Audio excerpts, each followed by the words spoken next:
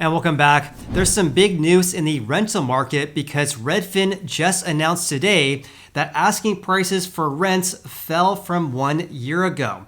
That's the first annual decrease going back to March of 2020. The decrease in rents was largely due to the fact we saw a huge increase in the number of apartments for rent. So in today's video, I'm going to share all the details with you guys, but also stay tuned toward the end of this video though, because I'm going to share the cities in which asking prices for rents increase the most, and also the cities in which asking prices decrease the least. So of course, I have a lot to share. Let's go ahead and dive right in. And of course, thank you so much for watching today's video. I appreciate you. So again, this report here was just announced today, which is April 14th here. It says the asking prices, or the median asking price, decreased by 0.4% in March compared to March of 2022, to the lowest level in the last 13 months. Austin and Chicago saw the biggest decreases of asking prices, whereas Raleigh, North Carolina, and Cleveland, Ohio experienced the biggest increases in rents. And according to Redfin, this decrease of 0.4% on a year-over-year basis is actually the biggest year-over-year decline going back to March of 2020. It also dropped to the lowest levels in the last 13 months.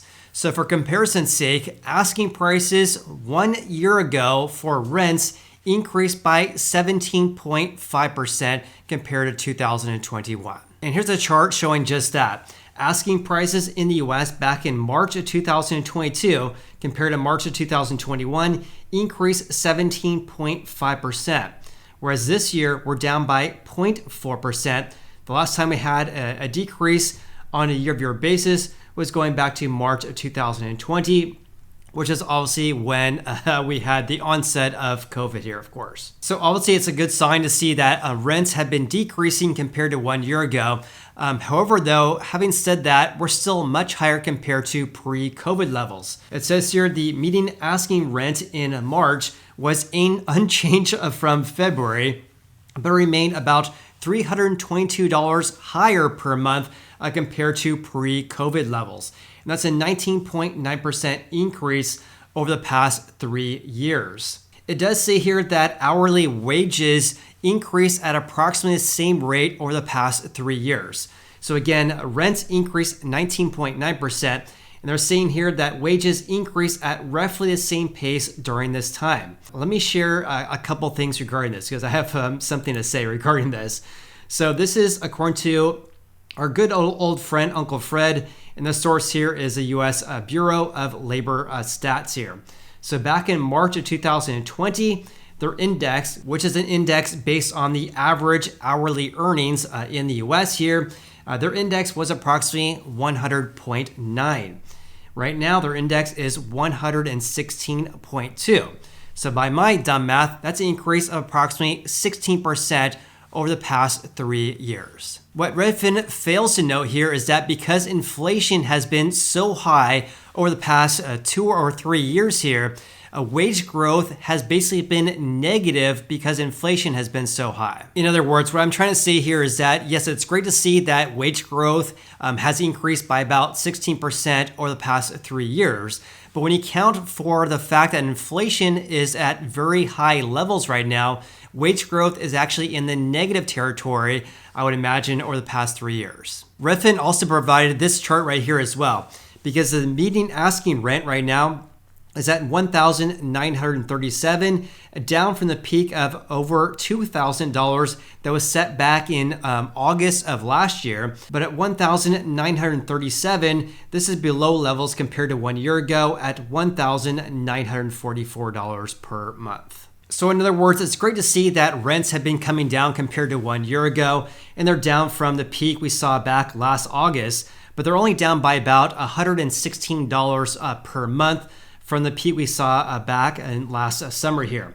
Also, the current levels right now are far higher than the levels you saw back in pre-COVID, back in 2019, and of course, the early parts of 2020 as well. Okay, let's talk a little bit more about why have rents been decreasing across the country here, or nationwide here. Rents declined from 1 year ago in March according to Redfin, largely due to a surplus of supply resulting from the pandemic housing boom. So for example, the number of multifamily units that went under construction and were completed each rose to the second highest level in more than 3 decades this February. This is based on the latest data we have from the US Census Bureau, based on a report I made for you guys about 1 month ago. And speaking of that, look at this. This is actually the report I shared with you guys very briefly here. So this is the number of units completed for 5 units or more. The vast majority of these are apartment buildings to rent out. So from January 2023 compared to February this year, they saw a giant increase of 44.6% in the number of units that were completed.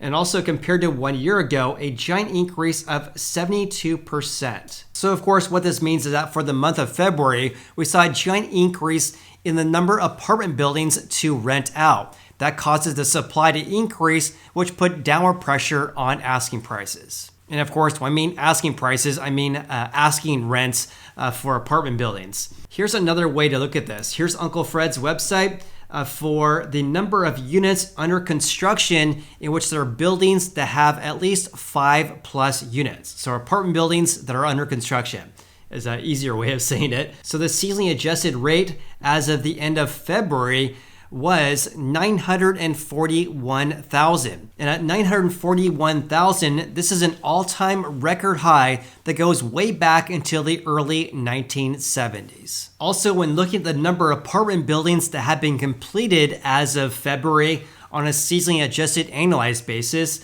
for February, there's 509,000. This is actually a very high number of apartment buildings that have been completed. So besides February of 2019, when at that time the seasonally adjusted annualized rate was 510,000. At 509 this February, this is the highest levels going back to April 1987, when at that time there was also 509,000. So of course, what this means is that excluding February 2019, we're at the highest levels of apartment buildings that have been completed going way back to the late 1980s. And of course, because of this giant surplus of supply, this is putting downward pressure on asking rents across the United States here. They also talk about the short-term rental market as well. It says here the Airbnb market is oversaturated with supply, and authorities are imposing tougher restrictions on some hosts in some areas, driving some owners to lower their rents or to sell. So let's also talk about the markets in which asking rents have been decreasing the most, and also the areas in which asking prices or asking rents have been increasing the most here. So out of the 50 metros in the US that Redfin actually analyzed, approximately 26% have decreasing rents compared to 1 year ago. In other words, 13 out of the 50 metros they tracked have now reported decreases of rents. Leading the nation was Austin, Texas, a decrease of 11% compared to March of 2022. That was followed by Chicago, Illinois, down by 9.2%. New Orleans, Louisiana, down by 3%. And that's pretty amazing, right? Austin, Texas, decreasing by 11%. Chicago, a decrease of 9%. Whereas the number 3 spot is a third of that, only decreasing by 3%. Burlingame, Alabama, also down by about 3%, as well as Cincinnati, Ohio, and Sacramento, California. Las Vegas, a decrease of 2.4%. Atlanta, down by 2.3%. Phoenix, 2.1%. Baltimore, Maryland, down by 2%. Minneapolis, Minnesota, down by 1.6%. Houston, 1.5%.